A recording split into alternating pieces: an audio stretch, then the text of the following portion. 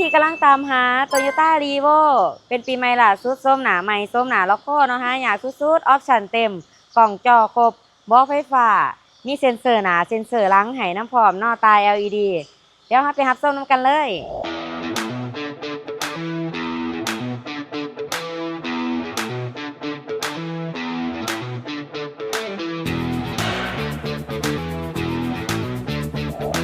สบายดีทั้งสองให้เองเจเอ็นแล้วค่ะรถเล่าค่ะพระเจ้าเองปลาข้ามรีวิวเนาะจะพามาหัดส้มเป็น Toyota Revo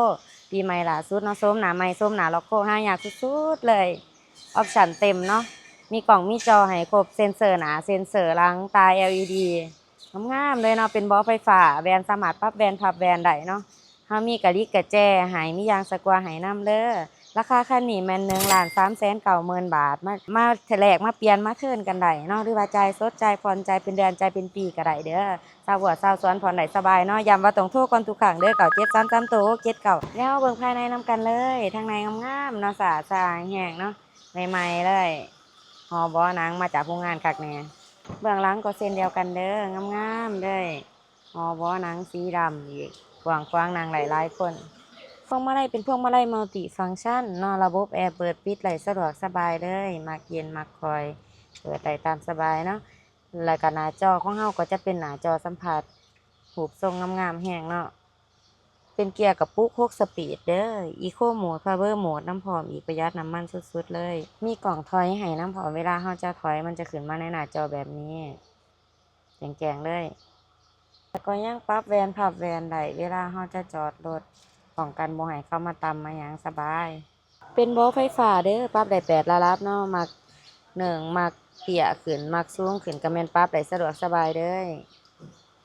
มีเซ็นเซอร์หลานหลังให้4ตัวเนาะปลอดภัยแน่นอนและเซ็นเซอร์หลานหน้าให้อีก2ตัวเอามาเบิ่งหลานหลังนำกันเลยอันนี้ก็จะเป็นกล่องหลังเนาะแจ้งได้ไหมได้เนี่ยเพราะมันก็งามๆแบบนี้เลยเดิมๆเนาะหัวหนอดอยู่ครบทุกจุดทุกเม็ดเด้อหลานซ้ายและหลานขวาก็เส้นเดียวกันรถเดิมๆบ่เคยตำเคยกินแน่นอนยางสกวากะลิกกระแจเฮามีให้ครบเด้อเดี๋ยวเฮามาเบิ่งของจักของเครื่องนำกันเลยจักดีๆส่งรางแน่นๆเนาะเสียงเงียบๆเลยหัวหนอดอยู่ครบทุกจุดทุกเม็ดโลโก้โตโยต้าป้ากระป๋อกระโปรงเฮาบ่เคยเปลี่ยนจักเทื่อเนาะรถเดิมๆบ่เป็นอายเป็นควันเด้อจักดีแอร์เย็นแน่นอนมีตัว R มีตัว L อยู่ครบเนาะประกันหายเดิมแท้แน่นอนฝากไว้เต็มแล้วทุกท่านเด้อกับ Toyota Revo รุ่นใหม่ล่าสุดคันนี้ส้มหนาใหม่ส้มหนาล็อกโก้เนาะหาอยากสุดๆเลยออปชั่นเต็มอีกเนาะบล็อกไฟฟ้ามีกล่องมีจอให้ครบเลยราคาคันนี้แม่น